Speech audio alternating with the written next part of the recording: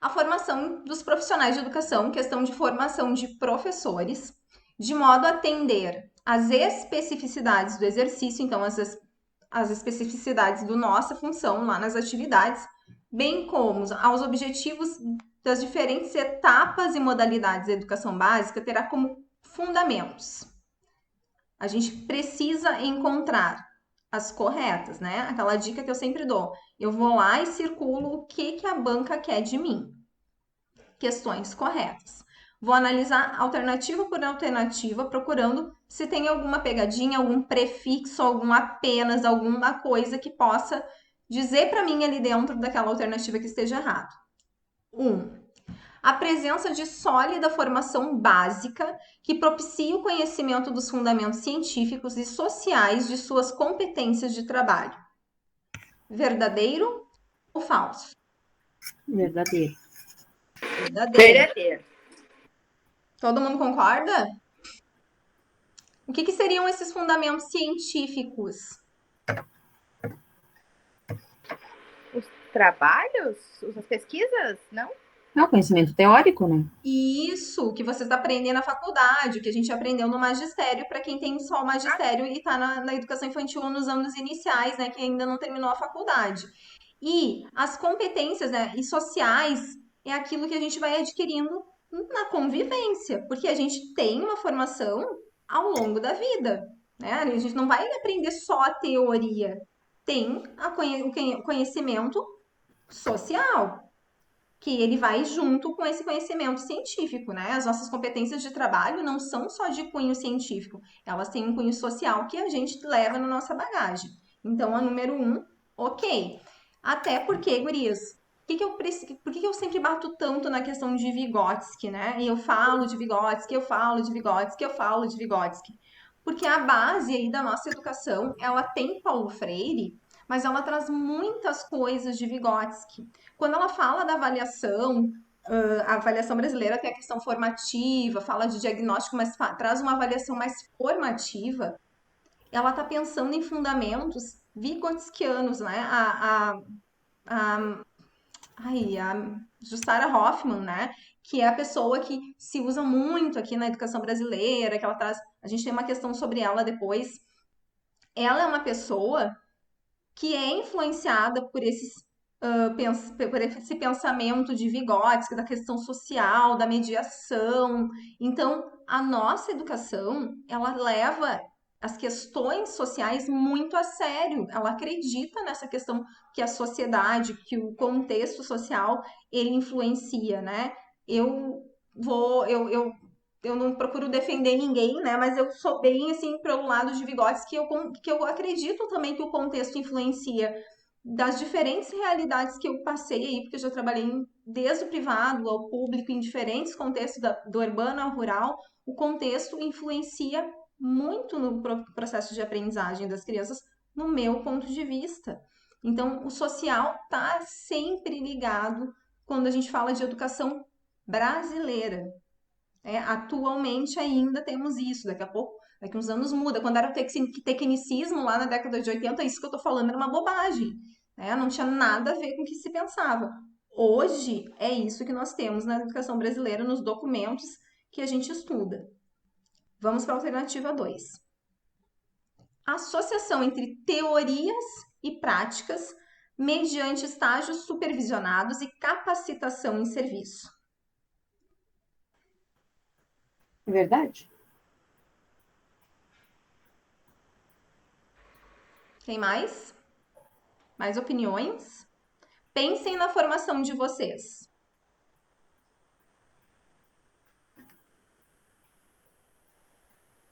Como é que se deu? Todas nós, magistério, licenciatura, como é que se deu a nossa formação? Fizemos uma parte de teoria. Sim, eu fiz 4 estágios. E depois uma parte de prática com estágio supervisionado. Todo mundo passou por isso? Sim. Sim. Sim, né? Sim. E esse estágio supervisionado vai dar Sim, sim.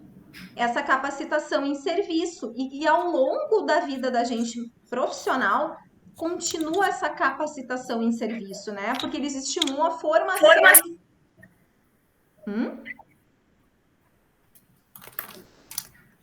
Quem? Gente, quem? Quem falou? Ao longo, então, né, da nossa formação, ao longo do nosso trabalho docente, nós temos essa capacitação em serviço. É previsto no projeto político-pedagógico, é previsto nos sistemas de ensino municipal, estadual, federal, é previsto na base nacional comum curricular que tenha tempo de formação continuada, de formação de professores, né? Todos os anos, lá no calendário escolar das escolas, tem formação continuada, seja no horário de trabalho, seja fora do horário de trabalho, é previsto. Se as escolas fazem ou não, aí vai de cada escola, mas esse tempo é previsto anualmente, né, que é essa capacitação que vai acontecer na formação inicial, lá na faculdade, no magistério, e essa capacitação acontece em serviço o tempo inteiro para quem está atuando. 3, então vou dar um certinho aqui. Aproveitamento da formação e experiências anteriores em instituições de ensino e em outras atividades.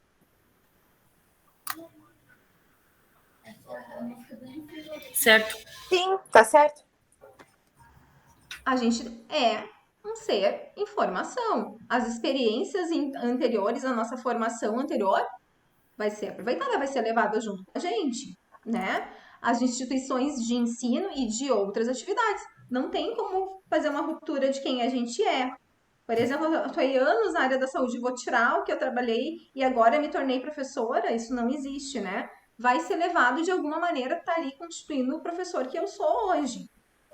Está previsto na legislação que essa experiência anterior vai ser considerada, inclusive, quando a gente tem os planos de carreira aí, e a gente vai ter o aproveitamento, por exemplo, de uma faculdade que não é necessariamente, né, a graduação daquela área, quando o plano de carreira prevê isso, porque ele está levando em conta uma experiência anterior, um aproveitamento de formação. Tem planos de carreira que vão, né, prever essa possibilidade. Então, inclusive, legalmente, alguns lugares vão acolher essas formações e aproveitamentos, né, de formações anteriores. Então, com certeza, todas as alternativas estão certas e a gente queria as corretas. Qual é a letra de resposta?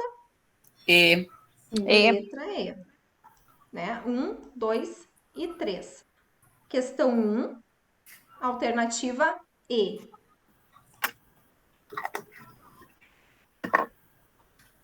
Vamos para 2, então. Os sistemas de ensino municipal, estadual, federal, assegurarão aos educandos com deficiência, transtornos globais do desenvolvimento e altas habilidades ou superdotação. As pessoas com deficiência, né? Os alunos de inclusão, esses são deficientes, transtornos globais do desenvolvimento, altas habilidades e superdotação. Esse é o público da educação especial da escola. Ah, ele tem altas habilidades, ele é da educação especial. Ele é superdotado, ele é da educação especial. O que é assegurado com exceção? A. Currículos, métodos, técnicas, recursos educativos e organização específicos para atender às suas necessidades. B. Acesso igualitário aos benefícios dos programas sociais suplementares, aqueles de uniforme, merenda, material escolar, disponíveis para o respectivo nível de ensino regular. C. Professores com especialização adequada para o atendimento especializado. D. Educação especial para o trabalho, visando a sua efetiva desintegração na vida em sociedade. E terminalidade específica para aqueles que não puderem atingir o nível exigido para a conclusão do ensino fundamental. Deixa eu só voltar aí e dar o acesso para uma pessoa que está pedindo. Qual a alternativa correta? a letra D? Errada é a D. A letra D é errada, né? Isso, é errado. A correta de exceto, né, gurias? A correta é a exceção nesse caso. A gente quer a exceção. Todas estão corretas, com exceção de uma que é errada. O que tem de errado e qual é errada? Tudo A tá letra certo. D. Desintegração. É a letra D, desculpa, porque tá escrito desintegração, né? Letra D. D de dado, isso aí, desintegração. O que se quer sempre com esses alunos de inclusão? Integração. Integração. Vocês sabem o que é terminalidade específica? Sim. O que é terminalidade específica? É quando o aluno ele não vai conseguir ir para outras etapas, enfim, não vai se alfabetizar, ele não vai conseguir ir para o ensino médio, ele ganha esse certificado. Isso Mas aí. eu não conheço ninguém que tenha ganhado, né? Eu conheço. Eu nunca vi, assim. Eu conheço. Nós tínhamos Depois ele aluno. não consegue avançar para outras etapas, né? Então tem que Isso, ser uma avaliação bem criteriosa. Assim. isso. Nós tínhamos aluno aqui em Cachoeirinha, na Betânia, né? Um nome bem diferente até o aluno. É por isso que eu nunca vou esquecer do caso, né? E ele estava no 9º ano. Ele já tinha 19 anos no 9º ano e ele não era alfabetizado. A família nunca levou para os atendimentos da educação especial. Então, assim, foi uma história que, o conselho foi, voltou e tal. Eu sei que ele tinha 19 anos, chegou no 9º ano, ele não era alfabetizado. Alguma coisa aquele aluno tinha, né? Não era dislexia, porque todas as possibilidades de dislexia da sala de recursos da escola foram feitas. E ele tinha que sair da escola, porque não, ele já tinha reprovado inúmeras vezes e não tinha mais o que fazer. 19 anos no 9º ano, pensem, né?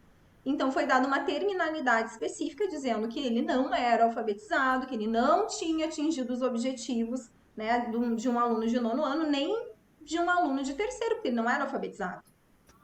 E que ele estaria indo para o ensino médio, para a EJA, de uma outra escola municipal, para ser, né, atendido como um aluno de inclusão, que também ele terminaria o ensino médio na EJA com terminalidade específica, porque ele não sabia ler, ou eles iam ensinar ele a ler no ensino médio de alguma maneira, ou ele ia terminar com terminalidade específica para que ele não abandonasse.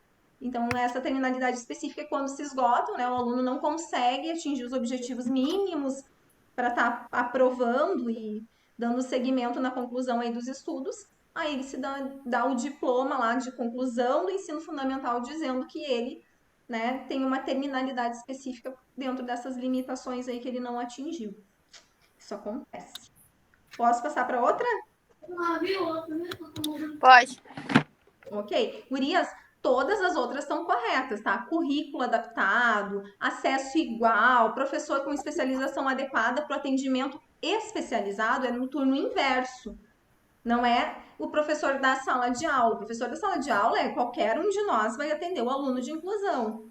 O professor da sala de recursos, do atendimento educacional especializado, que atende no turno inverso esse aluno, que tem que ter uma especialização adequada, que é o caso da Agatha, que é a colega que está aí com a gente, que está fazendo o concurso para educação especial. Então, ela vai ser uma das nomeadas que vai atender o público da educação especial para a área que ela está fazendo. Vou, se Deus quiser. Vai sim. Qual é a área que tu vai fazer, inclusive? Eu vou fazer para deficiente mental. Deu muitos inscritos. A Camila me passou ali o número, depois até mostro para vocês, caso vocês não tenham visto. Depois a gente conversa no finalzinho. Vamos lá, questão 3. E essa, bom, depois eu falo. Essa tem que completar com a palavra que vai dar a resposta. O que a gente vai pensar, talvez, alguns de vocês, né? Que não pode ser aquilo. Porque tá muito na cara, como é que vai ser, né? Mas a banca tem dessas. E essa é uma delas que eu quero mostrar para vocês hoje. Então, na hora, não fiquem com dúvida, marquem, tá? A tem como compromisso buscar práticas pedagógicas que promovam um ensino realmente eficiente, com significado e sentido para os educandos e que contribuam para a transformação social. Qual alternativa preenche corretamente a lacuna? Escola, aula, didática, docência, aprendizagem. Qual desses itens, né? Qual dessas palavras aí é que vai dar conta de prática pedagógica, de ação? Quem é que faz isso? Perguntei. Eu acho que é a escola. Eu botei escola, mas não tem embasamento nenhum para defender a minha alternativa. Gente, vamos pensar em prática pedagógica. O que é Eu, prática pedagógica? eu coloquei o docente. Tá. Docência também. É docência, né? Não é Eu docente. também acharia. Desculpa, Docência. Não é nem escola e nem docência. Sério? Aprendizagem. Não, aprendizagem. Aprendizagem. Nada a ver com isso. Aprendizagem é aquilo que a gente está fazendo. Gente, quem é que cuida de prática pedagógica? Qual é a área da educação que vai pensar em como que vai acontecer as coisas? A didática. A didática, os meios para acontecer essas coisas. A escola é uma instituição. O docente é a pessoa que aplica a prática pedagógica, que faz o processo de ensino e de Sim, por isso que eu achei que aprendizagem. era. A didática, quem é que tem o compromisso de buscar a prática, de fazer acontecer, né? Os meios, os recursos, as estratégias. Quem é que faz isso? O professor, óbvio, ele que vai atrás, né? Ele é o agente. Mas qual é o ramo da educação que está responsável por essas práticas pedagógicas? A didática. É ela que vai estar articulando essa prática pedagógica. E agora, o que eu vou fazer para o fulaninho aprender? Eu, como docente, dentro dessa escola, vou fazer para esse aluno aprender. É a didática. Qual prática pedagógica, dentro dessa prática pedagógica, o que é melhor? O recurso. Qual vai ser a estratégia que eu vou atingir esse aluno para ele aprender? Tudo é estratégia didática. Prática pedagógica está dentro da didática. Prática educativa, ainda que seja diferente da didática, que visa ensino e aprendizagem, está dentro da didática. E essa questão é simples, mas a gente fica pensando num contexto mais amplo. Mas ela está falando na nossa cara aqui, ó. Prática pedagógica. Buscar a prática pedagógica no campo da educação. Gente, tem os microfones abertos aí. Tem alguém com o microfone aberto que está interferindo aqui na minha gravação. Agora sim. Então, a didática, né, ela vai ter esse compromisso direto aí com essa busca de prática pedagógica, com busca de ações, com busca de recursos, com as estratégias da sala de aula, com aquilo que o professor, dentro daquela instituição de ensino, e para que o aluno aprenda, né, no processo de ensino e de aprendizagem, ele possa utilizar, então, como recurso. Ficou claro isso? Não? Tu sonhou com a cabeça assim? Ficou, gente? Eu vou ter que desligar esse microfone, não tem como assim. Mamãe. Ah, não tinha nome, a mana?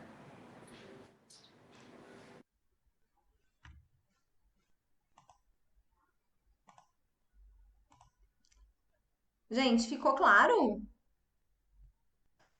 Sim, agora que tu explicou, sim. Sim mesmo? Sim, sim, Sim? sentido. Para as outras também? Sim. Vocês não podem ser Sim. com dúvida, tá? Não pode ser com dúvida. Vou para outra então, vocês estão me dizendo que é sim. Questão. Vamos só pensar aqui. Número 3, letra C, tá? Sim. Ok? Vamos lá, estamos em 18 minutos. Eu tô meio tensa aqui, porque eu tenho que gravar e não posso perder a aula. E ao mesmo tempo, quando A cair. 3 é a letra C, então? Letra C, didática, tá? Tu entendeu, Luana? Eu entendi. Só que, na verdade, assim, ó, eu me embananei por quê? Porque eu tava explicando, eu tava pensando que seria algo assim muito amplo, muito uau. Não parecia as respostas mais óbvias. Tá, mas tu ficou na dúvida por não ser a didática, porque parecia muito óbvio isso? Exatamente, Mas é isso isso que daí. eu tô querendo trazer para vocês.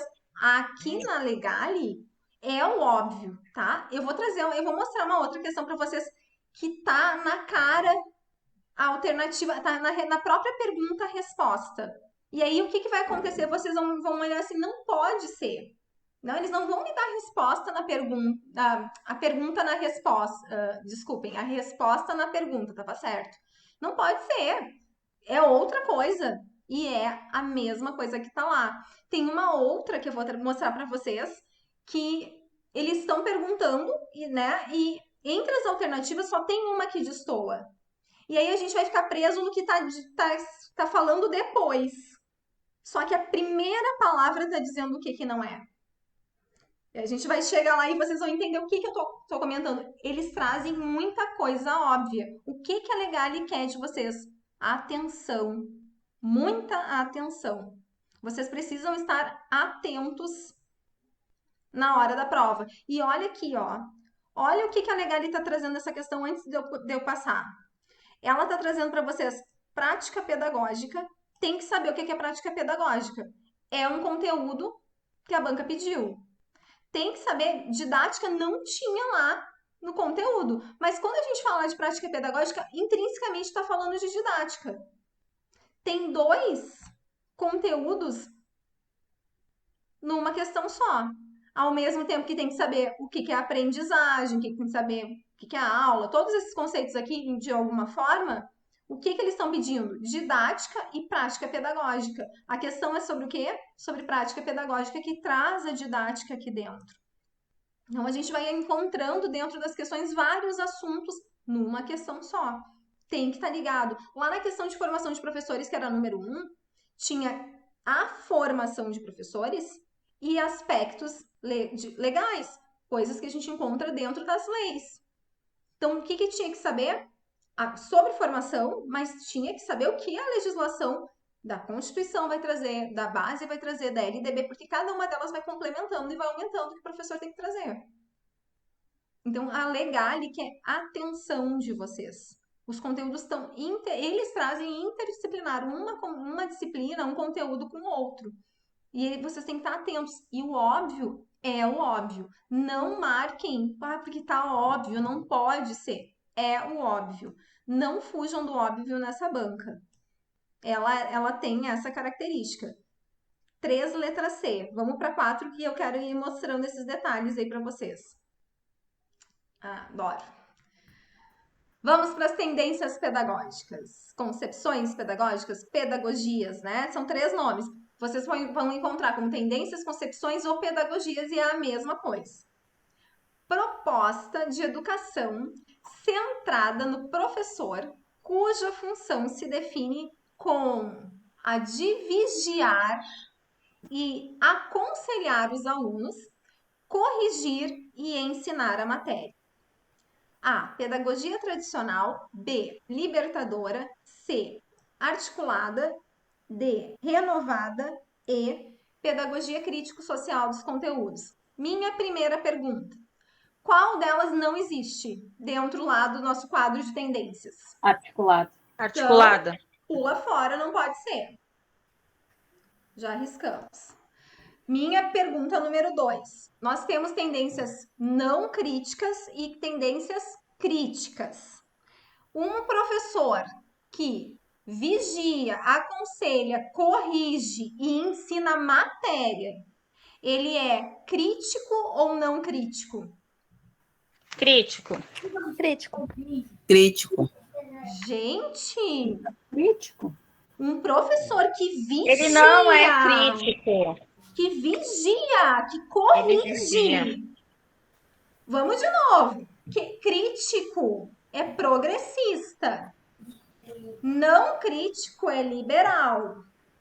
Um professor que está vigiando, corrigindo, só ensinando matéria, ele acha que ele é tão bom que ele dá conselho. Ele é crítico, ele quer transformação de sociedade, é progressista, quer em transformação de sociedade, ou ele é não crítico, liberal, que quer manter os sistemas de classe e a sociedade como tá? Não crítico. Gente, isso É tradicional, então? Não, mas eu não perguntei qual é a resposta. Eu quero saber de vocês. Vocês têm que saber mais do que a resposta. Qual é a concepção é crítica ou não crítica? Não crítica. E as outras? Nossa, gente, O que outras? Eu não entendi o outras. as outras meninas, é que só me respondendo, tá? Eu escutei que eu conheço Não crítica. vocês, eu conheço a voz, entendeu? Tipo, agora eu sei que foi a Agatha, eu não vejo vocês, mas eu conheço a voz de vocês, porque a minha tela fica diferente, né? Eu sei exatamente quem tá falando. Vocês Ah, têm que. não. Não, crítica, então. Isso, Elisiane, eu sei quem é que tá falando, porque assim, ó, a gente tem que saber, na hora da prova, separar para achar a resposta certa. Tem que saber separar. Tá, é não crítica. Gente, crítico é progressista. Tem que quer mudar a sociedade de alguma maneira, seja pelo anarquismo, seja por um conteúdo que vai ser transformador, ali vai querer pegar um conteúdo para mudar a sociedade, vai trazer esse conteúdo do contexto, seja por temas geradores, pela problematização de uma pessoa que daqui a pouco eu vou explicar. O não crítico, ainda que tenha lá uma delas que vai dar uma mudada nos pensamentos, não quer a mudança de sociedade, não vai querer mudança de sociedade. E o professor não tem relação vertical, tá? Qual dessas aqui que é crítica e que não pode ser a resposta dessa questão? Crítico A social dos libertadora conteúdos. e a crítico social dos conteúdos. Tá, crítico social dos conteúdos e Libertadora. libertadora. Libertadora, quem é o cara? Paulo Freire. Paulo Freire. Temas geradores, problematização, diálogo. Ele gosta de círculos de cultura. Tá? Tô falando de coisas que ele fala aí. Ele fala de mudança, de ampliação de mundo pela leitura. Ele fala dos oprimidos e dos opressores. Ó, eu tô falando de um autor que a banca ama, tá? Que daqui a pouco não vai trazer a tendência, mas vai trazer o autor para vocês. Então, libertador é isso. Crítico social dos conteúdos, ela sempre, quando vai falar de alguma coisa, ela vai trazer para vocês o conteúdo. Ela pode ser histórico-crítica. O outro nome dela aqui, ó, dessa aqui é histórico-crítica. Ela vai trazer para vocês o conteúdo como um norte desse processo para mudar a sociedade. O conteúdo vai ser, né, trabalhado em sala de aula, a teoria, para voltar para a sociedade esse conteúdo com o aluno para ele transformar, né, para a cidadania, para a democracia.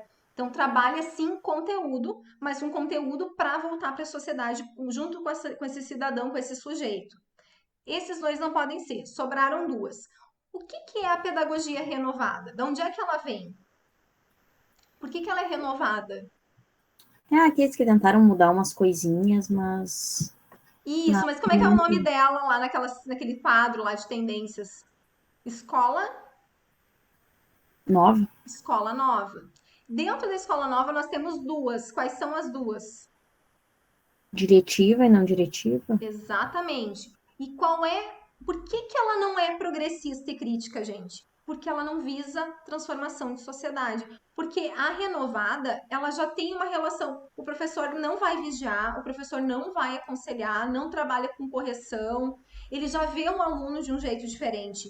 Na renovada, que é não crítica, temos o construtivismo. O construtivismo não é de Paulo Freire. O construtivismo não é crítico. O construtivismo não é progressista. Quando a gente fala, eu sou construtivista, né? Eu sou de Paulo Freire, não tem nada a ver uma coisa com a outra. Construtivismo tá lá na Escola Nova, vem dessa linha. A Montessori é diretiva. A Montessori, que bebeu lá no Piaget, no construtivismo dele, tá lá na escola nova. O que ela não fazia? Mudar a sociedade. Ela não queria isso no aluno dela. Ela pensava no aluno, no conhecimento prévio que ele trazia, em como que ela ia ajudar esse aluno, partindo do conhecimento que ele trazia. Mas a sociedade, tanto faz. É mais o desenvolvimento pessoal do aluno, né? A não diretiva. A não diretiva. A O diretiva aluno como é o gente, conhecimento, como é ser a humano. construção de conhecimento como um todo. Na não diretiva, que é de Carl Rogers, o que ele queria? O autodesenvolvimento. O desenvolvimento pessoal, as relações interpessoais. Né? Ele acreditava que o aluno podia até escolher o que ele quisesse estudar. O professor ia facilitar, né, esse meio de campo. Ah, hoje, professor, a gente quer conversar sobre os problemas aqui da minha rua, porque não sei o que, isso vai me ajudar, porque eu tô muito triste. Então, para tudo, vamos conversar sobre os problemas da rua, porque o aluno está precisando para se desenvolver, autodesenvolvimento, para ele se sentir melhor, feliz. O aluno ia dando direção e o professor ia facilitando o processo, né? Não tinha conteúdo. Lá na renovada diretiva, que é a da Montessori, sim, se pensava em conteúdo, mas partindo dos saberes do aluno para construir esse conhecimento, né? Usando os materiais, por isso que Montessori vai lá nessa linha, né? Muito objeto, material, muitos instrumentos, porque acreditava-se que isso era muito importante para essa construção de conhecimento. Então, tem muita coisa diferente na renovada. Mas não a sociedade em si não era o foco deles. E só por isso que eles não são progressistas. Só por isso não, né? O progressismo é justamente por isso. Porque faz uma crítica para aquele ensino que não visa formar uma pessoa para sair da escola e estar atuando, sabendo qual é o papel dela na sociedade. Então, renovada não pode ser por isso. E a gente tem que saber identificar quando vem uma historinha assim, ó. Quando vem essas características aqui, a gente tem que saber. Renovada não é. Só pode ser tradicional. Se tivesse a tecnicista aqui, qual seria? A tradicional ainda. Tá, mas o que o tecnicismo tem de diferente do tradicional? O tecnicismo Isso tem aquela questão de formar a pessoa para cumprir uma função, né? Não é centrada no professor, ela é para te virar um operário ali, né? ela Mas é centrada no professor, sim, tá? Ela é vertical. vertical, assim. Só que assim, é bem isso que tu falou, tá perfeito. A gente forma para a linha de produção, né? O behaviorismo lá, o estímulo-resposta, bem o que a Abigail falou, de estar daquela linha de produção, né? Saindo, é aquilo. O professor, ele é um especialista. Ele não é o lado pedagógico não é tão importante. O que é importante desse professor é que ele seja um especialista, um técnico, que ele consiga ensinar a função para esse aluno sair para a sociedade. Ele vai vigiar, ele vai punir, ele vai corrigir. Só que essa questão do aconselhamento não é tanto dele. Ele quer formar técnico. É assim que tem que fazer. Tal e qual. Por quê? Porque tem que estar perfeito na indústria, tem que estar perfeito na fábrica.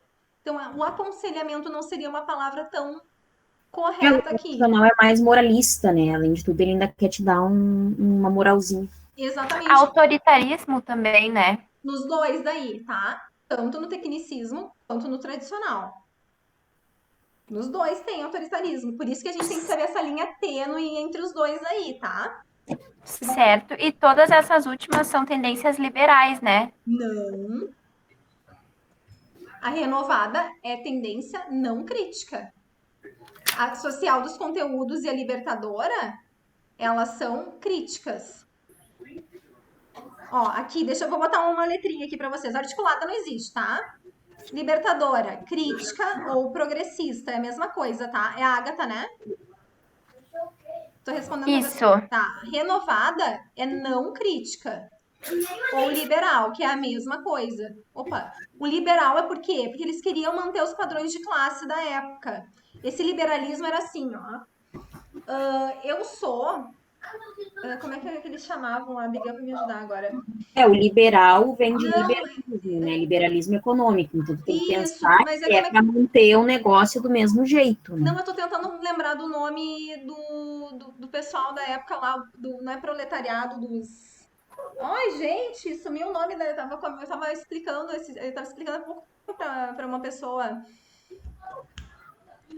Ai, que a gente fala, vocês são.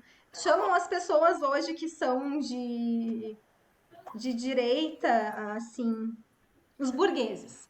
A burguesia, tá? Eles não eram da alta classe da época. Os nomes têm que ser bem certinhos. Eles não eram alta classe, mas eles adquiriram um certo poder, digamos assim. Não eram os mais ricos, mas tinha uma camada mais pobre, né? bem menos poder aquisitivo com eles. E quando eles se tornaram, então, os burgueses, que eles tiveram um pouco de acesso à cultura e ensino, o que aconteceu? Eles viram que a educação era importante e que eles poderiam estudar. Mas aí, o ensino não era para todo mundo. Eles diziam que esse ensino seria liberado e liberal para todo mundo, mas não era bem assim. Esse padrão de ensino para todo mundo, de acesso a todos, seria só para os burgueses. Para quê? Porque eles tinham medo que essas classes fossem dominadas, que a classe deles, que finalmente eles tinham ascendido, fosse dominada pelas camadas mais populares e eles começassem a perder o lugar deles. Então, o ensino era para a burguesia. Claro, os ricos já tinham acesso há muito tempo, mas eles falavam de um ensino para todos, mas mantinham o ensino que eles estavam chegando e, né, tendo acesso para aquela classe deles ali. Esse liberalismo, esse liberal, não era para acesso a todos, era para manter o padrão de classes. Quem era rico já tinha, continuava rico. Quem era burguês e estava chegando e estava tendo acesso, ia ter o acesso, mas os mais pobres tinham que continuar mais pobres e não teria acesso, porque eles começaram a ver o quanto o ensino dava possibilidades na vida. A máquina tipográfica já traz uma visão de mundo para as pessoas diferente. Até aquelas que não liam, elas começam a ver como aquele papel impresso trazia informações que eram importantes e como elas não liam, elas ficavam limitadas. E aí elas começaram a fazer um movimento, né? Isso lá na Revolução Industrial, que, poxa, eu não sei ler, mas o meu filho tem que ler. Precisa de um lugar que o meu filho leia. Porque eu não posso até não saber ler, mas eu tenho que criar um jeito do meu filho ler para ele saber como essas outras pessoas aí. Essa máquina é importante. Esse papel aí tem coisas que eu preciso saber. Então, eu já tô velho, mas o meu filho é novo, ele tem que aprender. E aí começa a pressão para construir mais escolas. E as escolas começam a surgir lá na Europa com em maior quantidade, surgirem mais escolas, as camadas mais abastadas menos abastadas vão para a escola por essa pressão social, porque eles estão trabalhando, eles começam a ver outras coisas, teve êxodo rural, aquela coisa toda, eles começam a ver um movimento que eles não estavam acostumados, eles iam no mundinho para o mundão, e aí a coisa começa a mudar, eles começam a pensar e ver outro mundo. Eles podiam não ler, mas o filho ia estar com aquela possibilidade e ia trazer aquele conhecimento para casa. E esse padrão de classes, esse liberal, né, esse ensino liberal, era justamente para tô tendo acesso, mas é para minha classe. Os mais pobres que continuem mais pobres e não vão ter acesso a esse ensino. Né? Esse ensino que vai mudar a minha vida, porque eu tô vendo que é importante, eles são pobres, eles continuam sendo pobres, porque eles não vão ter acesso a esse ensino que pode mudar a vida deles. E por isso que fala assim em liberal. Hoje a gente nem usa essa questão mais de liberalismo, né? Fala-se do crítico e do não crítico para não fazer tanta confusão na vida da gente, de mudar a sociedade e não mudar a sociedade, mas tem que saber que tem esse caráter liberal que vem da história aí dos burgueses, da burguesia, que hoje se fala de burguês, né, para quem é de direita. Mas, ok? Certo. E a crítica social dos conteúdos é crítica progressista. Crítica ou progressista é a mesma coisa. Liberal ou não crítica é a mesma coisa. Isso tem que ficar claro. Deixa eu entender que liberais ou não críticas é a mesma daí, né? Daí que entra tradicional, tecnicista e a escola nova. Isso aí. Ah, tá, que tá no meu resumo aqui. E o progressista ou crítica entra libertadora, libertária, história crítica ou dos conteúdos. Isso aí. Tá, entendi até essa parte. Não, é isso aí. Vocês têm que saber esses detalhes. Ah, por que né, não é igual o tradicional com o tecnicismo? Por detalhes, porque tem muita coisa que é praticamente igual. Então, se a historinha trouxer, vocês têm que encontrar onde é que está a resposta de ser tradicional, de ser tecnicista. O crítico social dos conteúdos, para mim, é o mais fácil, porque sempre vai ter a palavra conteúdo. Tem conteúdo, falou de democracia, de sociedade, vai na crítica social dos conteúdos, que não tem erro. Ah, e a libertadora e a libertária? Não sei se você já falou alguma palavra-chave Jéssica? Libertadora eu falei. A libertária é do anarquismo, da autogestão. E a libertadora é do Paulo Freire, de ampliação. A libertadora é do Paulo Freire, né? Isso, que vai ter Tá. os temas geradores, que Tá.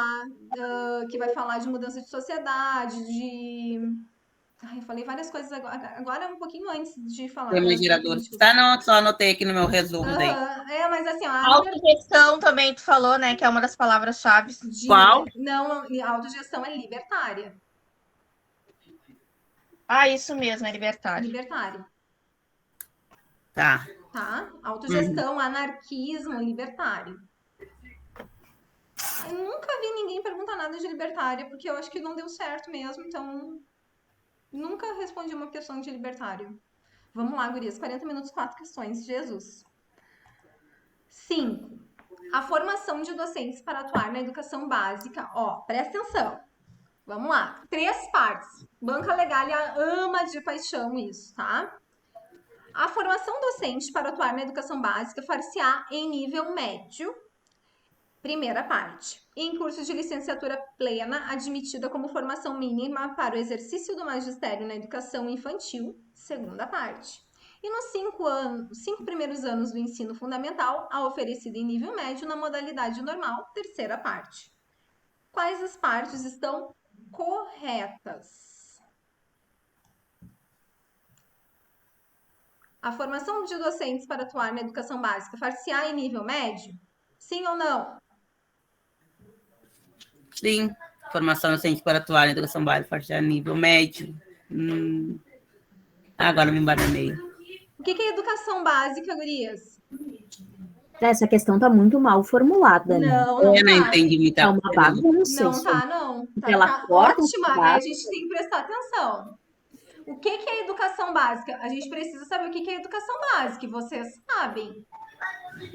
O que é educação básica? Não, tá certo essa primeira parte.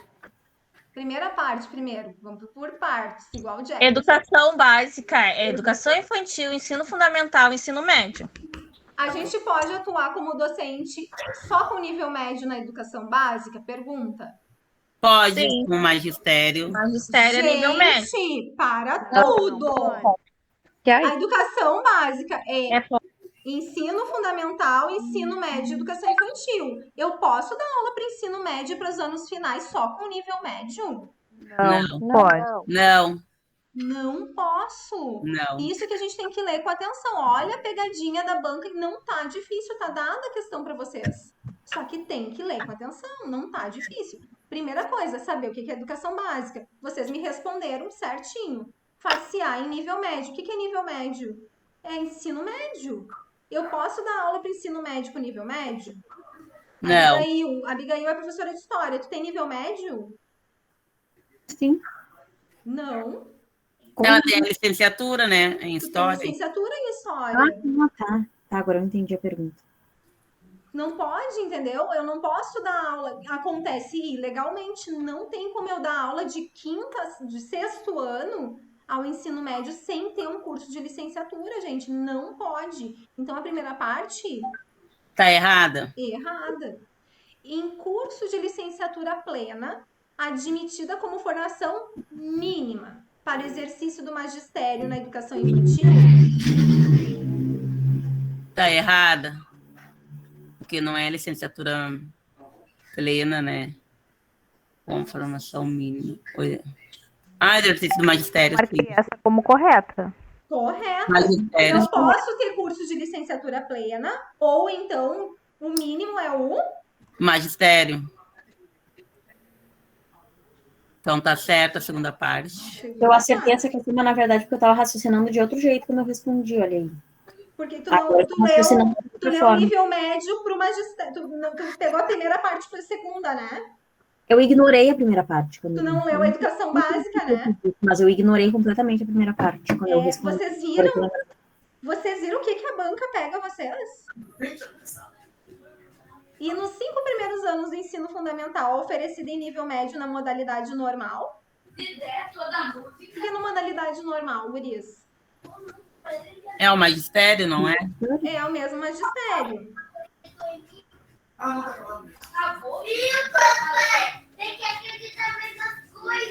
Tá, então as corretas é a 2 e a 3. A 2 e a 3. Eu acertei porque eu ignorei que existia a primeira parte. Isso, Ah, tu pulou por sorte, então, mas tu não tinha prestado atenção.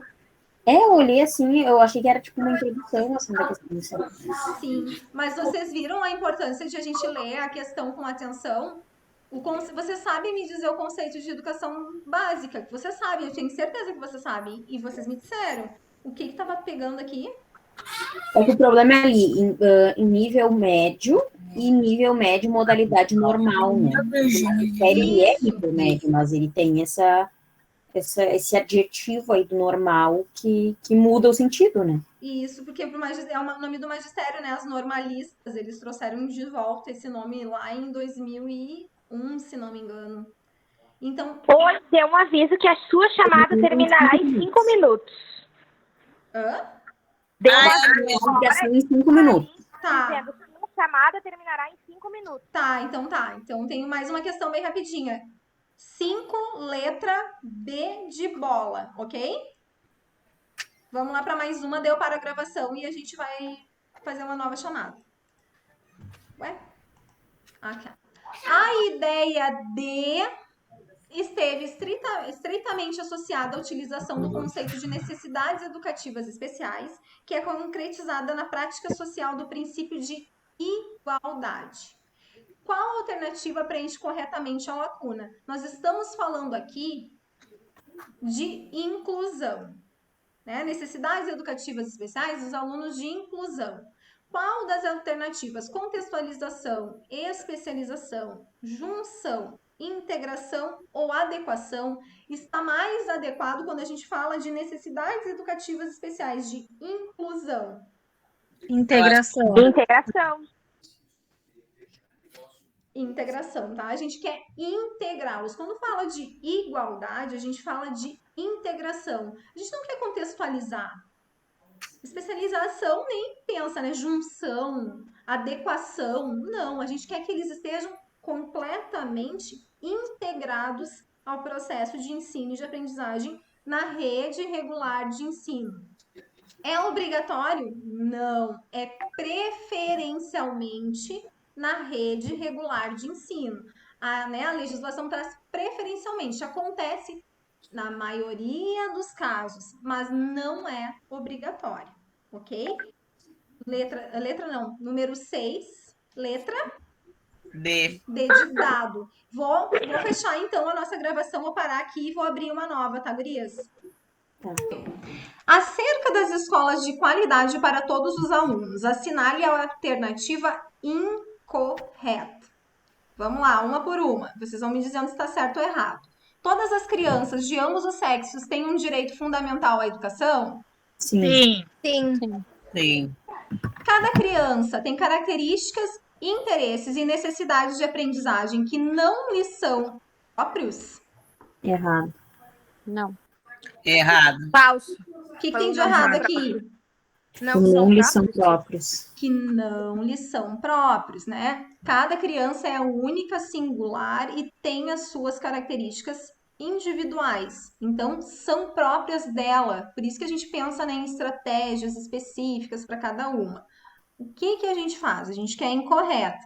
A banca pode ter errado, colocado mais de uma incorreta. A gente lê todas para ver se realmente é essa incorreta, porque se tiver mais de uma, tem recurso. C. As pessoas com necessidades educativas especiais devem ter acesso às escolas regulares? Sim. Sim. É obrigatório? Não. Não. Isso aí. As escolas regulares com orientação integradora representam um meio mais eficaz para construir uma sociedade integradora? Sim. Sim. Os sistemas educacionais devem ser projetados de modo a levar em conta a gama de diferentes características e necessidades? Sim. Os sistemas educacionais municipal, estadual, federal, eles devem ser projetados, né? Que cada necessidade, cada característica seja respeitada. Estamos em processo de, né? Mas é o que deve ser. Letra B de bola é a incorreta.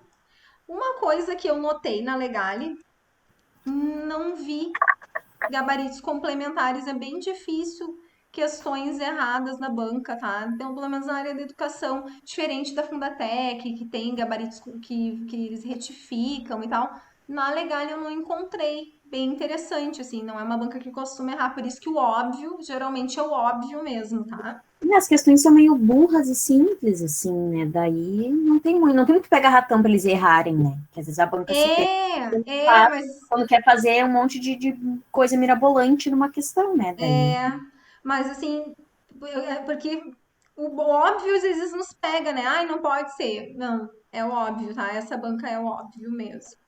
Vamos lá. A perspectiva teórica do destaca o papel do adulto frente ao desenvolvimento infantil, quem viu a aula hoje, cabendo-lhe proporcionar experiências diversificadas e enriquecedoras, a fim de que as crianças possam fortalecer sua autoestima e desenvolver suas capacidades. Então, olha lá. Aqui está pedindo, né, falando que experiências diversificadas, enriquecedoras, que vão fortalecer a autonomia, a autoestima das crianças, as suas capacidades. Qual que está correto? Pessoal, tem uma delas que poderia ser um estágio de desenvolvimento do aluno. Qual é? Sócio-interacionismo. Não. Qual delas que pode de ser um aluno. estágio de desenvolvimento do aluno? personalismo? Personalismo, tá? Personalismo é lá na puberdade. Não, não é na puberdade, porcaria nenhuma. É no processo de construção da identidade, porque depois tem a puberdade, tá? O personalismo é quando a criança começa a construir a sua identidade dentro do processo de desenvolvimento, ali pelos 7 anos, se não me engano, eu quero falar bobagem, depois vocês olhem a data, mas poderia ser, né, um estágio de desenvolvimento do aluno. Porém, tem sim uma perspectiva teórica do personalismo que não é uma corrente muito utilizada na educação. Ela é uma corrente mais materialista, utilizada na contabilidade, nas áreas de raciocínio lógico, administração, então, de contas, de materialismo mesmo, tá? Essa área mais de exatas. O personalismo não é algo que aparece na educação, mas existe uma perspectiva teórica, sim, que não é abordada porque não é utilizada no processo de desenvolvimento de criança. Então, existe? Existe. Quando a gente olha o personalismo, vai lembrar de aluno, não de perspectiva teórica. Mas não tem nada a ver com experiência, com desenvolvimento, com autonomia. Eles falam de números, tá? De materialismo, de quantificação, de ciência, de outras coisas que não tem nada a ver com desenvolvimento infantil, só para vocês saberem a título de curiosidade. Não é a letra A, e eu já dei a resposta, eu já dei um spoiler. Vamos pensar uma por uma, antes de dizer minha resposta. Por que é ou não é o positivismo?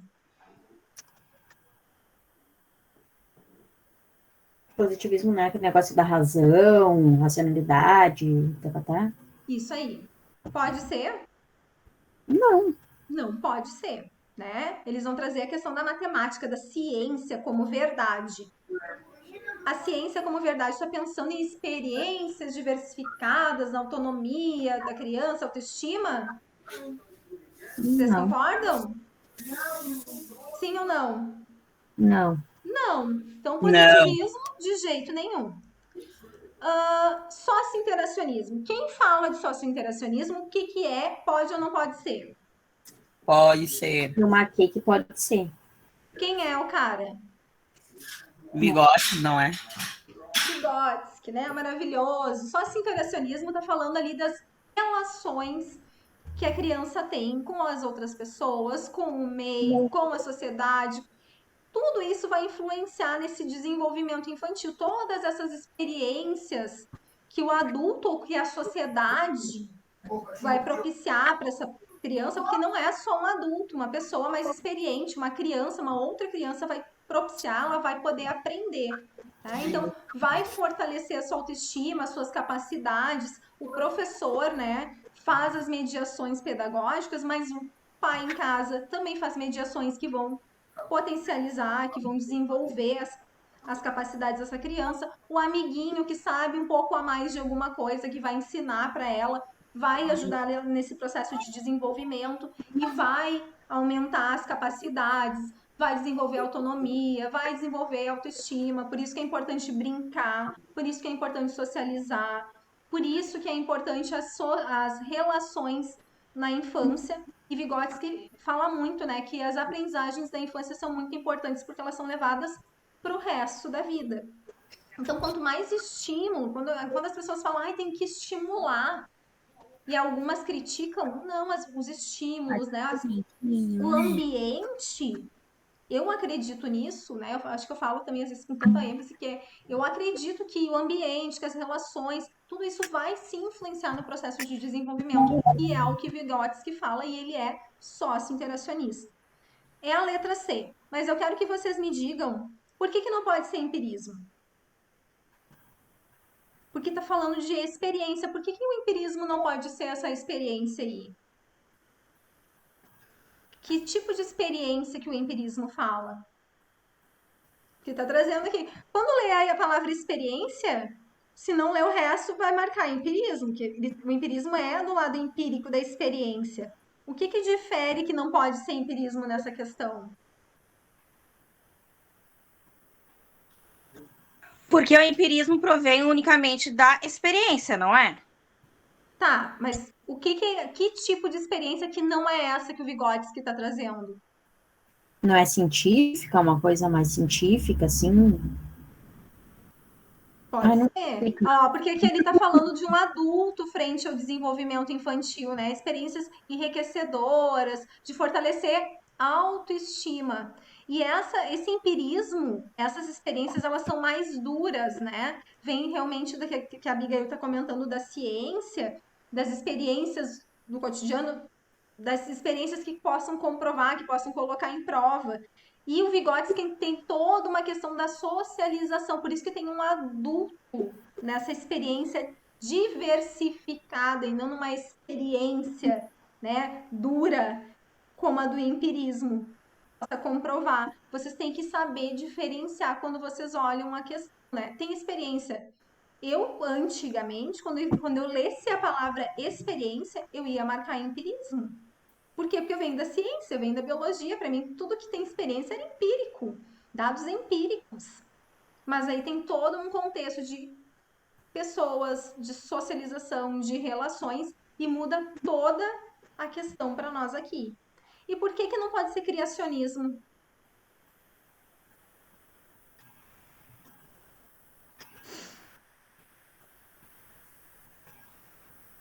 Gente, criacionismo. Eu não sei, eu não marquei, porque me lembra coisa de Bíblia, de coisa É da criação. religiosa. Daí eu pensei, nada a ver, não vou marcar isso aqui. É.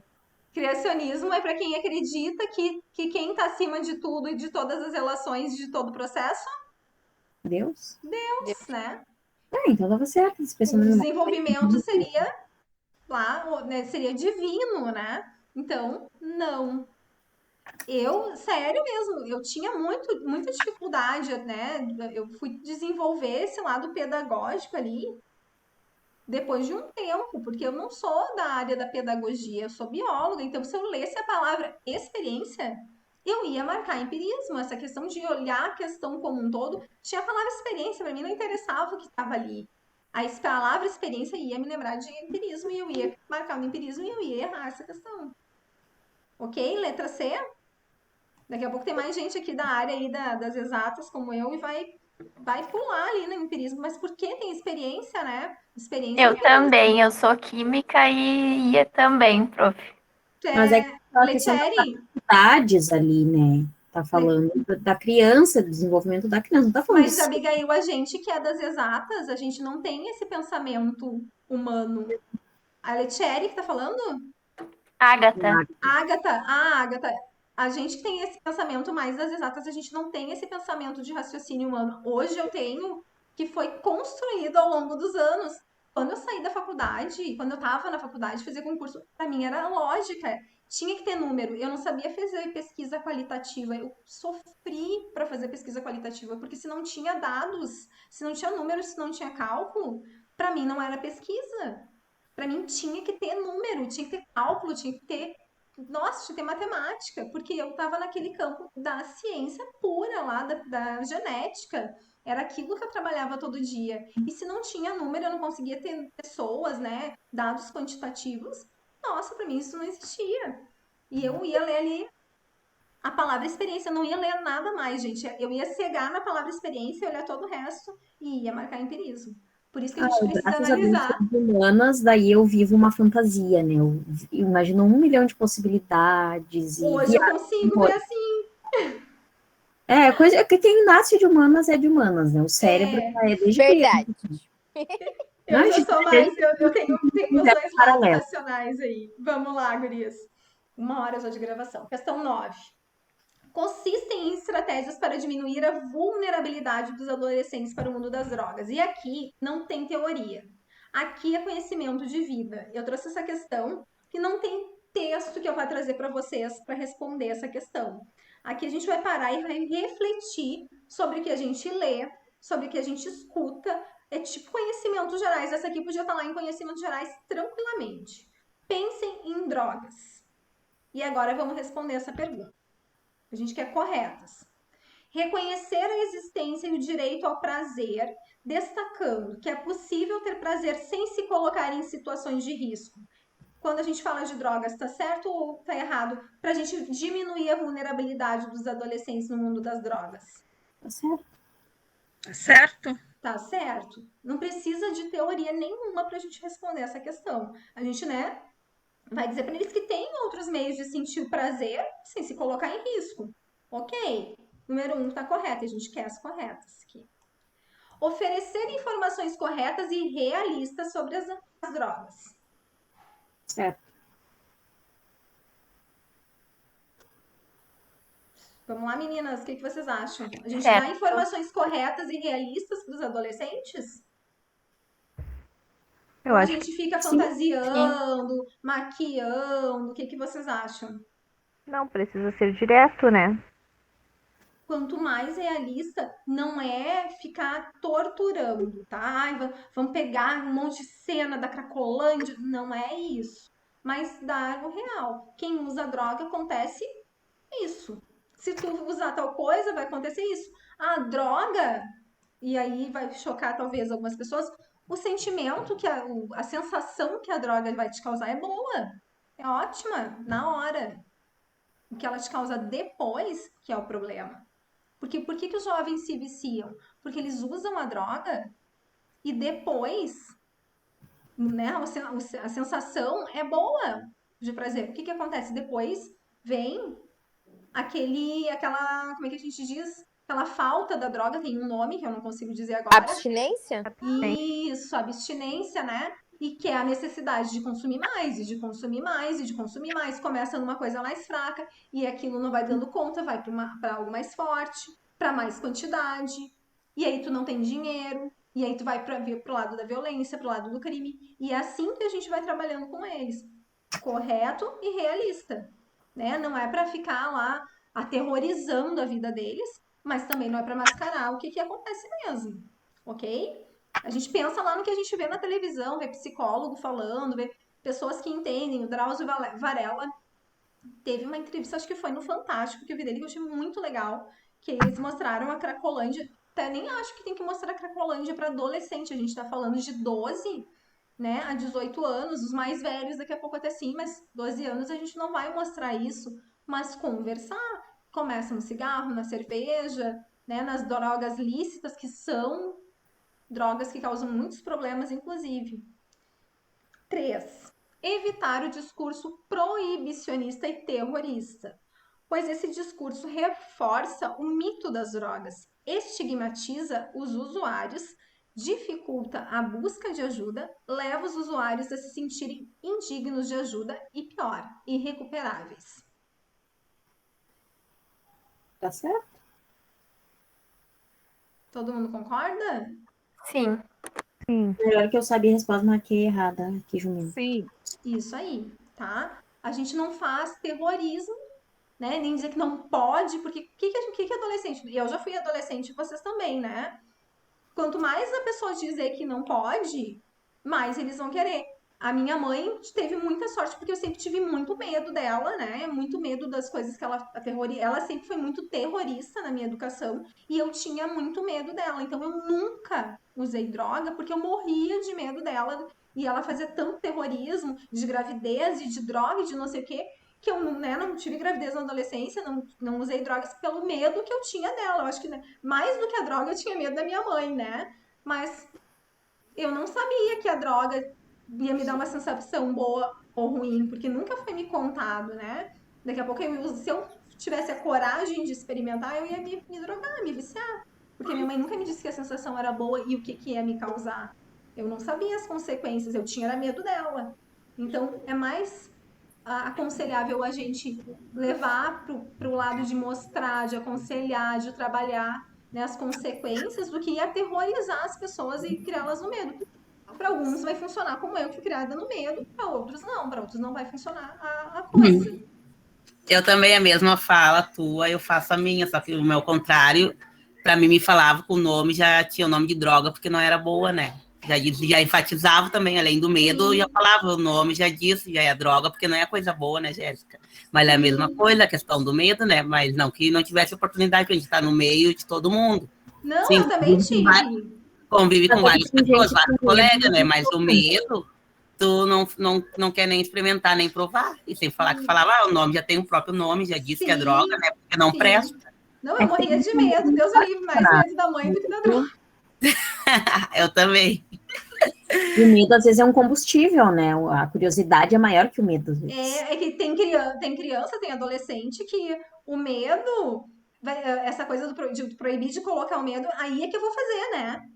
Eu sempre vai fui desafiar. assim, que eu não posso fazer, daí que eu vou fazer. Nem queria fazer, mas agora eu quero.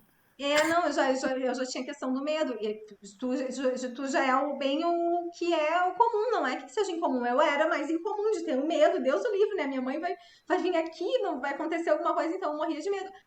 Nunca baguncei na escola, porque ela ia bater em mim, na frente de todo mundo. Ela dizia que ela ia lá, vai pegar uma cinta, ia bater na frente de mim, na frente de todo mundo. Então eu morria de medo da minha mãe. Minha mãe me educou com medo, que eu não acho certo, e vamos pular essa parte. Qual é a resposta correta? Né? A letra A é a resposta correta. Então, não proibicionista e terrorista, mas realista. Mostrar a realidade para essa gurizada aí, para ver se a gente consegue, né? Acabar com esses índices de violência, porque as drogas não é só a droga, é o índice de criminalidade que a gente tem, porque eles precisam buscar, né, grana para comprar essa porcaria aí, essas porcarias que tem aí no dia a dia. Opa! 10. Veinho. Sobre Pedagogia da Autonomia, de Paulo Freire. Deixa eu pegar meu livro. Aqui. Parte de baixo, né? Pedagogia da Autonomia, esse é meu livro mais velhinho de todos, eu acho. O que não é uma especificidade humana? Não, o que não é uma opção correta, né? É incorreta aqui deste livro. Eles trazem os títulos do livro, subtítulos, na verdade, capítulos que tem aqui, e que ele vai conversando, explicando o que é importante na educação e tal. E um deles está errado. Qual que vocês acham que é? Eu acho que é A. E aí, meninas? Deixa eu ver onde é que é essa. Eu acho que é A também. É a. Essa prova é da Legale, Jéssica? Todas as questões da Legale. Todinhas. Eu fiz uma prova esse ano ainda da Legale, que é uma questão quase igualzinha a essa.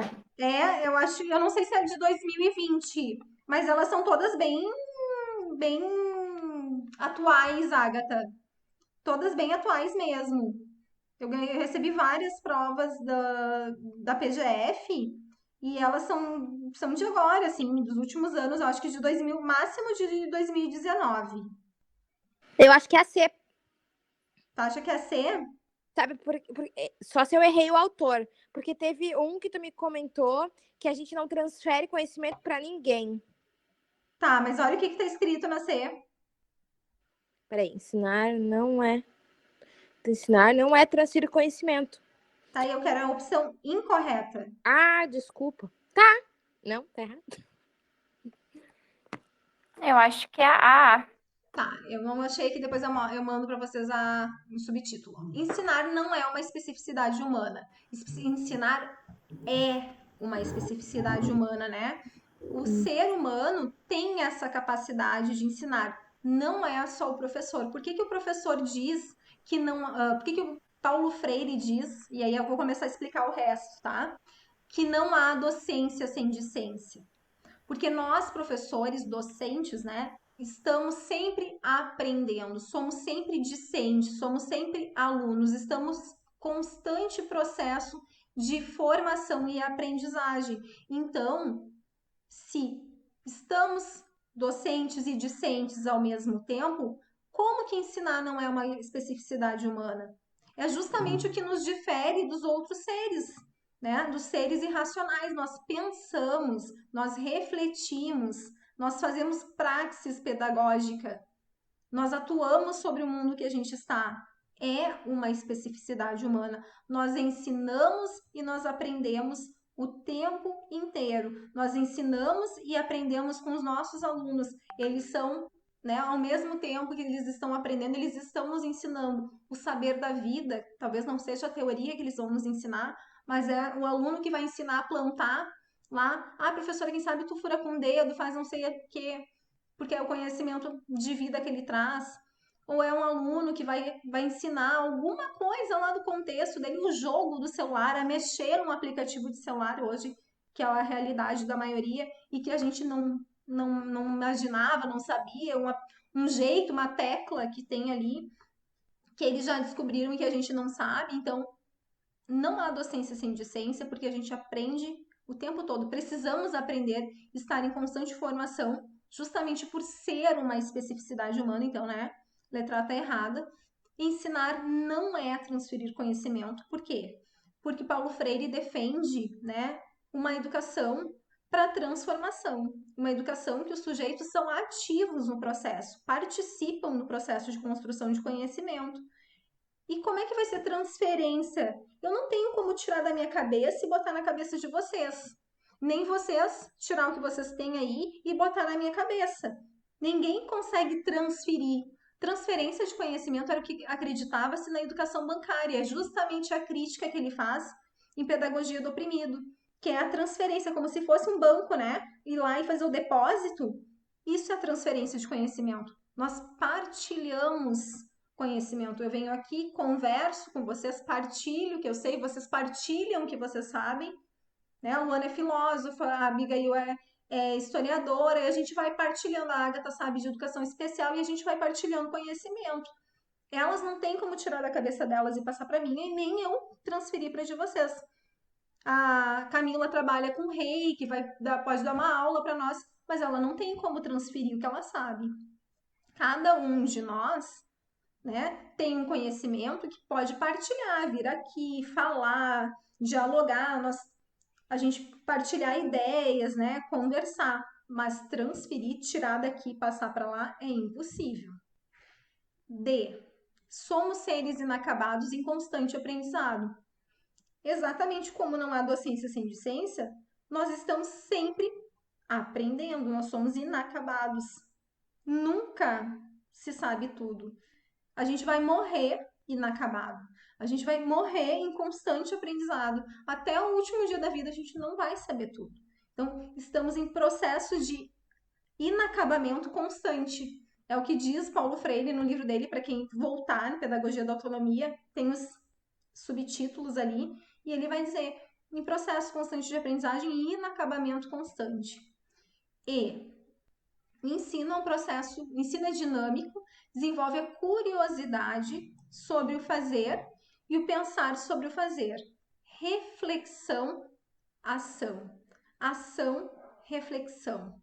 Não existe o ensino para Paulo Freire que não tenha essa curiosidade e esse pensar, né? Essa reflexão crítica. Ele fala muito, né, de refletir, de pensar sobre a problematização que Paulo Freire traz lá nos processos dos temas geradores, que ele faz a problematização do contexto, no método Paulo Freire, que não foi com crianças, né, foi com adultos, ele trazia lá da problematização, do pensar sobre o que fazer, né, dessa curiosidade, desse contexto, dessa reflexão o tempo inteiro durante o processo de ensino. O processo de ensino para Paulo Freire exige do professor reflexão, ação, reflexão, ação. Agiu, reflete. Vai agir, reflete. Teve ação, vê o que deu essa ação. Foi boa, foi ruim, por quê? Vou fazer do mesmo jeito, vou mudar o quê? Então é reflexão, ação o tempo inteiro. Dúvidas? Não. Não. Ok, então, letra A, né? A questão número 10. Vamos para 11. 11. A avaliação escolar na educação infantil e anos iniciais do ensino fundamental. Assinale a opção correta. Apesar de ser educação infantil e ensino fundamental, vale para educação, tá? Por quê? Porque fala de avaliação como um contexto. A gente quer a correta. A avaliação é uma tarefa complexa que se resume à realização de provas e atribuições de notas? Não. Não. Avaliação, uma reflexão sobre o nível de quantidade do trabalho escolar, tanto do professor como dos alunos? Não. Não. Não. Falou de quantidade, pula fora, tá? A avaliação é uma tarefa didática desnecessária do trabalho docente, que não precisa acompanhar o processo de ensino e aprendizagem? Não. Também. Ela é necessária. Exatamente. Através da avaliação, os resultados vão sendo obtidos no decorrer do trabalho conjunto do professor e dos alunos, são comparados com os objetivos propostos, a fim de constatar progressos e dificuldades e reorientar o trabalho para as correções necessárias. Certo. Sim. Sim. Sim. Tudo bem. A mensuração obtida pela avaliação apenas proporciona dados que devem ser submetidos a uma apreciação quantitativa? Não. Não. Duas coisas aqui que estariam, né, se tivesse lá uma coisa mais geral. Apenas, né, vocês já sabem, apenas. E quantitativo quando se trata de avaliação, tá? Quantidade e não qualidade na avaliação, pulem fora, ok? Número 11, letra D de dado. 12. Princípios de aprendizagem passam por várias etapas, que vai do conhecimento gradual ao processo interativo. Nesse sentido, assinale a opção que representa o primeiro princípio de aprendizagem, que é o da universalidade. Temos 6 princípios de universalidade. A universalidade, que eu não vou dizer o que é. O processo de ensino, eu não vou, se eu falar, daí vocês vão saber. Depois eu explico cada um.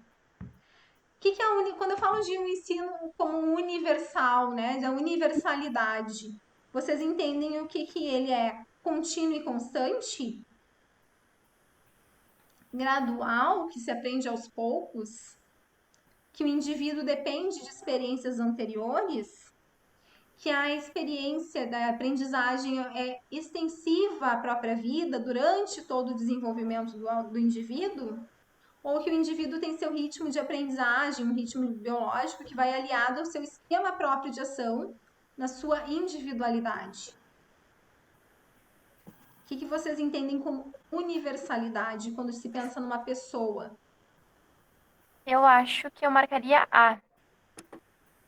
Eu marquei a D, mas não tenho D de argumento. dado ou B de bola? D de Deus. Tá. C de Cristo, D de Deus, eu nunca vou esquecer. D de Deus, tá. Quem mais?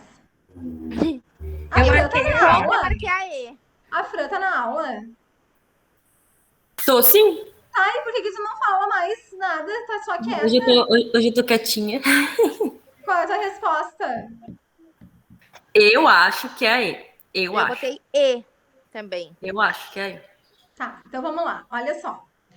tem 6 princípios de aprendizagem, tá? Um é a universalidade, que eu não vou dizer o que é. Outro é o processo da aprendizagem ser contínuo. Aí é o segundo processo de aprendizagem, princípio de aprendizagem, que é continuidade, que ele vai acontecer ao longo da vida. Então, não é a universalidade. O segundo é de ele ser contínuo, progressivo, é acontecendo ao longo da vida. A gente aprende do nascimento até a morte. Por isso que o princípio de aprendizagem da continuidade, né, é ao longo da vida.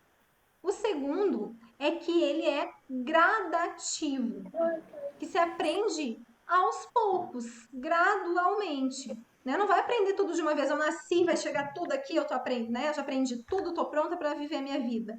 Não. É gradativo porque todos os dias realmente a gente vai aprender alguma coisa, né? Todos os dias a gente tem a possibilidade de aprender sobre alguma coisa. Ele é pessoal e individual. Cada um de nós, olha, vocês que quem faz consultoria comigo sabe, né? Cada um de nós aprende de um jeito. Eu tenho o meu processo de aprendizagem, o meu estilo, a Abigail tem o estilo dela, a Fran tem o estilo dela. Cada um de vocês tem o estilo de vocês de aprendizagem. Então é próprio, é pessoal do seu, né, da sua pessoa. O processo, o princípio de aprendizagem é um processo cumulativo, que vai acumulando, né, que vai acontecendo gradualmente ao longo do período e que ele vai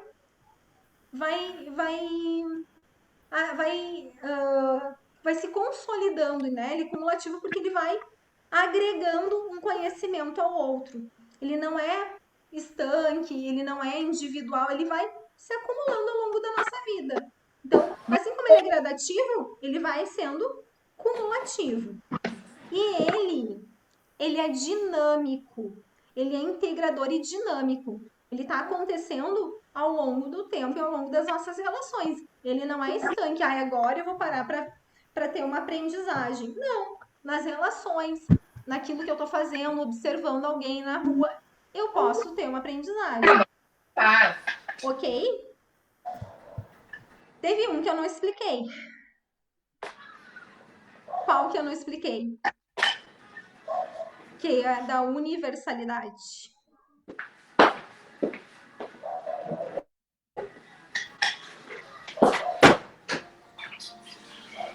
Meninas do meu coração. Das experiências anteriores.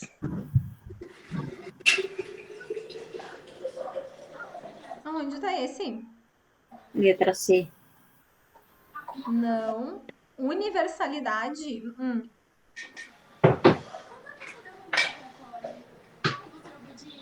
Pensem, ó.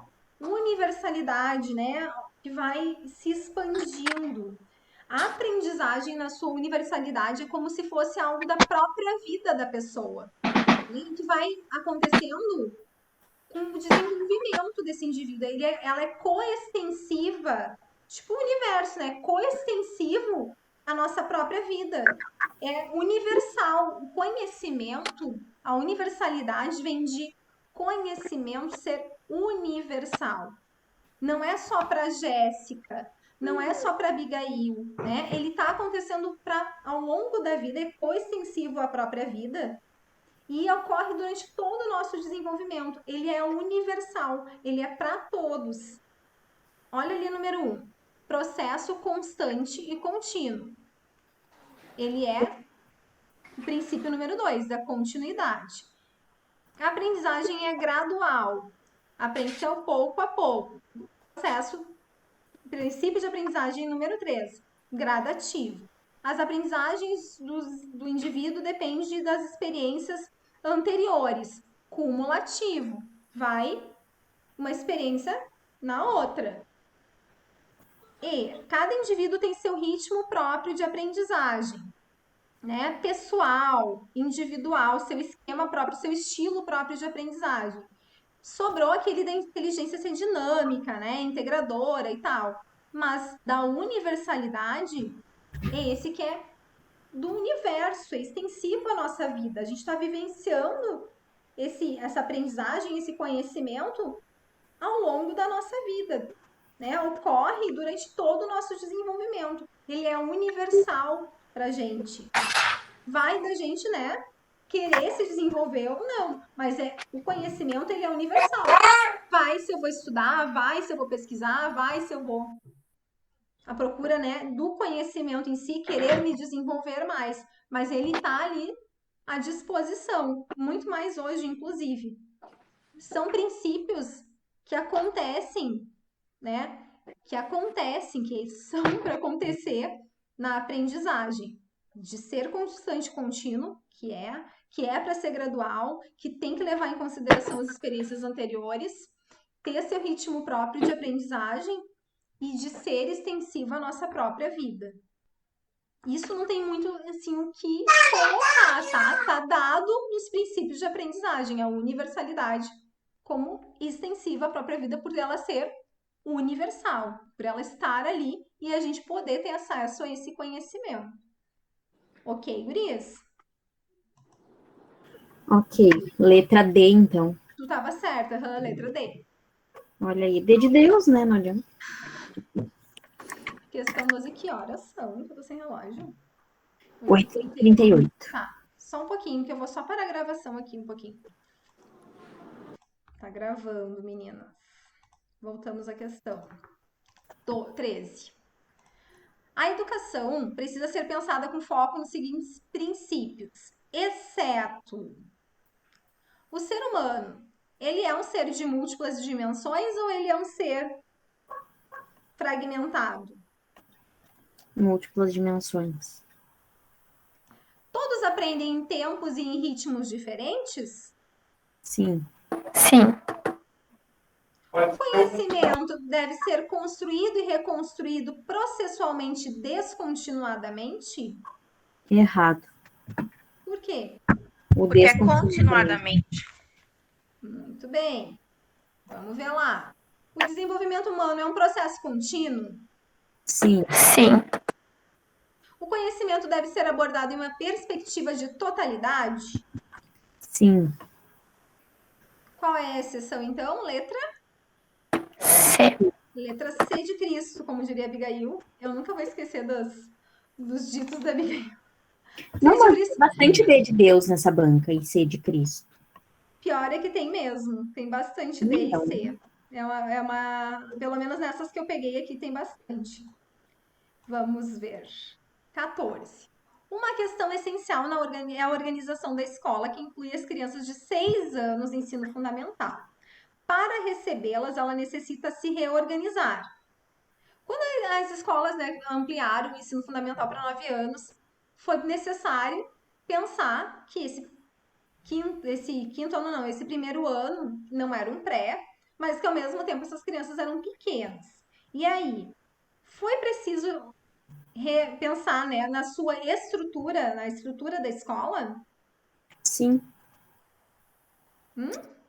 Eu acho que sim, né? Eles são Eu acho que pequenininhos, aí sim. tem a mesinha, a cadeirinha especial de pequenininho. E aí, gurias, vocês? Sim, concordo. As formas de gestão, né, de organização, de tempo, precisaram ser pensadas. Quando a gente fala de gestão, é de gestão como um todo. Vocês acham que as escolas precisaram pensar nessas formas de gestão? Eu acredito que sim. Sim. Principalmente lá quando a gente fala de horários, de recreio, né? Uma criança de 6 anos, será que vai para o recreio todo mundo junto? Como é que a gente vai fazer? O pré desse jeito, o primeiro ano vai fazer como? Será que eles sabem ir no banheiro? Tudo isso, tá? Aconteceu lá quando a gente recebeu essas crianças pequenas, porque quando eles iam para o primeiro ano, até então eles já tinham 7 anos, eles já eram maiores, tinha escolas que não tinham pré. E aí estavam recebendo essas crianças de 6. E um ano faz diferença no processo de desenvolvimento.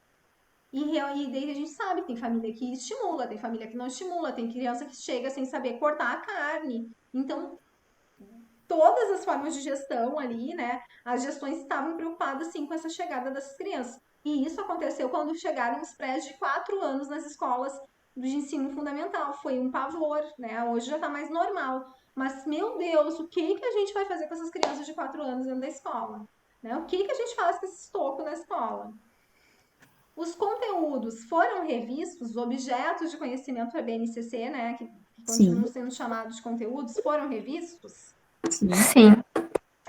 Sim. Muitos lugares começaram a tratar ainda o primeiro ano como pré, né? E aí teve toda uma discussão que o primeiro ano não era pré, até hoje ainda se briga muito com o que vai se ensinar. As metodologias precisaram ser revisadas? Sim. Hum? Sim. Sim. Sim.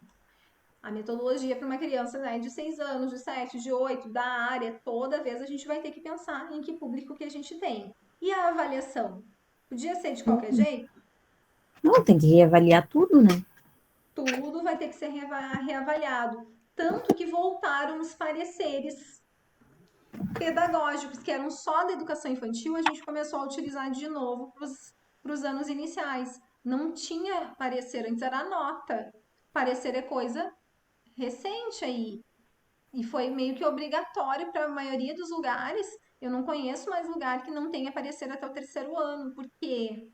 Porque tem todo um processo, um ciclo alfabetizador que precisa de um outro olhar para esse público. Então, todos os itens aqui estão corretos, né? E o que essa banca pergunta? Ela não pergunta 1, 2 e 3. Ah, quais são os itens, né? Não. Quantos itens estão corretos? Tinha 5 itens, então nesse caso 5 estão corretos.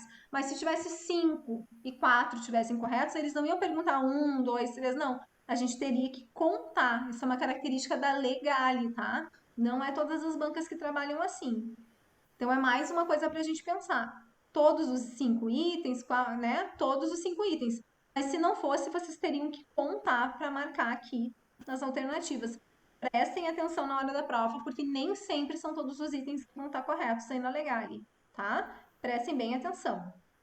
Apesar de que eles gostam de uma letra E, tá? É uma banca que gosta de C, que gosta de D, mas gosta de uma letra E em questões semelhantes a essa. Lembrem do que eu estou falando para vocês na hora da prova. O trabalho docente. Essa questão aparece para a educação infantil e para anos iniciais, e para ensino fundamental e para ensino médio. Por quê? Porque o trabalho docente para a educação básica inteira fundamenta-se em 2 ações. 2. E aqui a questão tá dada para vocês. Gente, a questão da banca. E tem. Por que eu tô dizendo para vocês que aparecem provas assim? Porque eu tirei essa questão de uma prova de ensino fundamental, não era de CAT. Só que essa questão aparece em educação infantil. Essa questão. Só muda o cabeçalho aqui, só vai mudar essa parte aqui. Ela aparece na educação infantil um pouquinho diferente. E tá lá nas questões, quem vai fazer educação infantil vai lá na área de educação infantil que tem questionário com gabarito já. E olha o que eu coloquei. Vai aparecer depois lá dentro das provas que eu estava olhando para a área, para anos iniciais. O que muda é a parte de cima, mas com o mesmo jeito. Então, essas 2 palavras orientam a educação básica. Por muito tempo, a educação infantil era só uma delas. E aí tinha grande preconceito. Quando se agregou a segunda, a visão da educação infantil começou a ter um outro patamar aqui no Brasil. O que a gente faz na educação básica de 0 a 17 anos, respectivamente? Está dado a questão, né? Mas se não fosse dado, o que a gente tem que fazer na educação básica com os nossos alunos? Cuidar e educar. Cuidar e educar. O que acontecia na educação infantil? Só cuidado. E aí, lá no início do século passado, só pobre, bem assim, só pobre ia para educação infantil. Rico contratava alguém para cuidar em casa ou continuava cuidando do filho. A mãe continuava em casa cuidando do filho, porque os pobres tinham que trabalhar ou trabalhar em casa de família, né? O êxodo rural causou essa vinda para a cidade. As mães tinham que trabalhar fora de casa, na fábrica, na indústria, ou cuidar de outras pessoas na casa de família, nessas casas aí de outras pessoas. E os filhos iam para asilos de crianças, não eram creches, eram asilos, e depois creches começou a se chamar, e era um lugar de pobre. Rico não ia para lá, porque era só para cuidar, integridade física e alimentação. Lá pro final do século passado, do século XX aqui, né? O que eu nasci e que vocês todas, eu acho que nasceram, talvez algumas não, né? Que eu tenho umas bem novinhas. Mas ali, no século XX, no final, é que se agregou a palavra educação infantil. Gente, demorou, porque ainda se tinha um preconceito com creche, porque era para cuidar. Enquanto não teve a palavra educação, era visto com preconceito. Eu não vou botar meu filho na creche, né? E ainda hoje não se dá o devido valor para a educação infantil. B, então, educação e cuidado. E a questão que a banca coloca em várias provas, eu vi essa questão, pode vir a cair na prova de vocês, tá? Eu não duvido que ela apareça, porque ela dá uma pulada e de vez em quando aparece essa questão aqui para vocês. E tá dada porque tá ali desorientar, descuidar, desorientar, deseducar, né? Não tem como. 16. Essa é uma outra. Se refere ao processo por meio do qual o sujeito domina o código e as habilidades de utilizá-lo para ler e escrever. Trata-se do domínio da tecnologia, do conjunto de técnicas que o capacita a exercer a arte e a ciência da escrita. Qual destes conceitos vai dar as habilidades, né, para o sujeito que vai dominar o código de ler e escrever e a ciência, a arte da escrita? Alfabetização? Alfabetização para Abigail e para as outras? Eu ficaria em dúvida entre letramento. O letramento tem a compreensão, né? Tu ler e compreender o que tu tá lendo. Abigail, por que tu não faz pedagogia? Deus me livre. Eu acho que a biblioteca tá te transformando numa quase pedagoga. Ai, não, nada contra, gurias, pedagogia não se ofende, mas Deus me livre, ter que trabalhar a semana inteira com a mesma turma, olhar pra cara dele todo dia. Eu enjoo das pessoas, eu não consigo. Gente, a Abigail falou tudo ali, ó. O letramento envolve a compreensão, né? A apreensão da leitura na prática social. E aqui tá dando para vocês, a gente poderia ficar na dúvida, utilizá-lo para ler e escrever. Se ficasse só até ali em cima, a gente poderia botar o letramento. Só que aí a banca desdobra. Trata-se do domínio da tecnologia, do conjunto de técnicas que capacita a exercer a arte e a ciência da escrita. E ali, então, é a alfabetização. E até porque ele está falando de código, né? Código e habilidades. O código de ler não diz que eu me apropriei do que eu li. Letrado é a pessoa que lê, compreende e aplica, né? Que interpreta o que ela leu, que aplica na sociedade, no contexto social, na sua prática social. Então, dá para ficar com a dúvida? Dá. Porque tu leu ali ler e escrever. Opa, ler e escrever, letramento. Mas ele desdobra no final e tá falando só de codificação, né? Habilidade de codificação é a alfabetização, ok? Letra A, questão 16. A Abigail vai fazer pedagogia.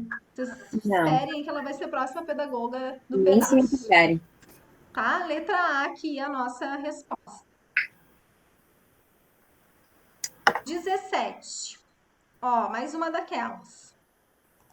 São maneiras de aproximar as crianças da cultura letrada. Agora fala de letramento. Quando eu quero que a criança se aproxime do letramento, né? Eu deixo ela manusear livros, jornais e revistas? Sim. Sim. Sim. Eu quero que ela se aproxime da cultura letrada. Ela vai ouvir a leitura de contos? Sim. Sim. Sim. Ela vai brincar de ler e de escrever? Eu vou deixar ela brincar de ler e de escrever? Sim. Vai participar de jogos e brincadeiras em que a leitura e a escrita são os objetos centrais? Sim. Sim. Sim. Vai assistir a reportagens? Não. Ah, depende do tipo da reportagem. Pode assistir. Eu acho que sim. Por quê? Porque vai ampliar a visão de mundo dela linguística. a leitura, a cultura letrada não é só Eu pensei que eu aqui, assisti ó. uma coisa meio. É o contexto social, a reportagem vai estar mostrando a visão de mundo. Ela tem que aplicar o que ela leu na prática social. Mas como é que ela vai saber a prática social se ela está só ali no aquele mundinho? Ela precisa ampliar a visão de mundo. Então, a reportagem é um meio, sim, de trabalhar a cultura letrada, né? A cultura das pessoas que sabem ler. Porque ela não está dizendo que ela é letrada, ela vai desenvolver o letramento. Então, perpassa isso aqui, ó. Vai além. A gente tem que ampliar a visão de mundo dessa pessoa. Quando a gente trabalha reportagem lá, ela assistiu a reportagem, o que a gente vai fazer para trabalhar o letramento? Depois. O que tu entendeu, fulano? O que tava falando na TV? Ah, tava falando lá do Bolsonaro, que o Bolsonaro roubou das vacinas, não sei o quê. Eles vão saber se eles realmente pararam, se eles estão já lá no pré-operatório, pro operatório concreto, eles já têm o discernimento de conseguir parar para prestar atenção quando eles querem alguma coisa. E aí, se tu perguntar, e aí, o que tava falando lá na TV que a mãe não conseguiu entender? Ah, tava falando lá do político, não sei das quantas, o Bolsonaro roubou, o Bolsonaro não sei o quê. E ele vai saber falar. Ah, tava falando do futebol, que o Grêmio perdeu. O Grêmio ganhou de 2-0 ontem, o Inter ganhou de 1-0 ontem. Eles vão saber. Então, amplia e a compreensão. O letramento é a compreensão, né, daquilo que está sendo falado. Quando eu ouço uma história, eu assisto uma reportagem, dá no mesmo. Só estou usando um outro instrumento. Tá? Todas as alternativas estão corretas. Pensem sempre no meio que vai ampliar essa visão de mundo dessa criança. Ok? Todos os itens, olha, de novo, quantos dos itens estão corretos? Todos os itens. Bom, né? Bom saber que nessas coisas, assim, geralmente tá tudo certo. Não, mas eu já vi errado, tá? É que eu não tinha questão de conhecimentos pedagógicos, ali eu li alguma coisa de legislação. Jéssica, vai acabar a live de novo. Ai, de novo? Sua chamada terminará em 5 minutos. Tá, mais uma então, e aí a gente vai de novo, tá? Vamos lá. São eixos do plano didático acerca dos processos de leitura. Ah, essa é ótima, exceto. O que tá, né, para trabalhar a leitura, exceção? Reconhecer o próprio nome de alguns colegas em fichas ou listas de nomes é um jeito de trabalhar a leitura? Correto. Sim, correto. Reconhecer palavras de uso frequente em sala de aula é um jeito de ler? Correto, eu Sim. acho. Correto.